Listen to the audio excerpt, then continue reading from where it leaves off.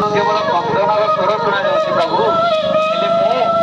मो दिव्य दृष्टि सबकि देखिपुर प्रभु ए स्वर होउछि मर्त्य मंडलर स्वर प्रभु मर्त्य मंडल आज्ञा प्रभु मर्त्य मंडल क्यों समस्या घटी जाइए प्रभु करुणा चित्कार आमको शुणा जाऊँगी सबू कहबी प्रभु गोटी गोटी कर सबू कहबी आपण मते कहले ए मानव समाज पई जल कौन जल कौन चित्रगुप्त एटा गोटे कौन पचार कथा आम जानी रखा दरकार जे जल ही जीवन जल बिना जीवन नहीं जल एक अमूल्य संपद आज्ञा प्रभु आपण जानिछंती मु जानिछि ए समग्र मानव समाज मध्य जानिछंती तांको पई जल होउछि जीवन हेले प्रभु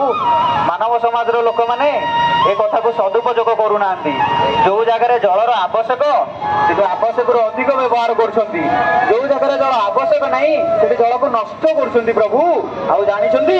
ए भूपृष्ठ रे होउछि 71 भाग जल भाग सेतिरो 1.2 भाग होउछि पानीय जल जाको आमे नलकूप कूओ झरणा माध्यम पाई प्रभु हेले मानव समाज लोक मैंने से जल को भी प्रदूषित कर दौरान जोटा कि आज्ञा मणिमा किपरि भाव में प्रदूषण कर मत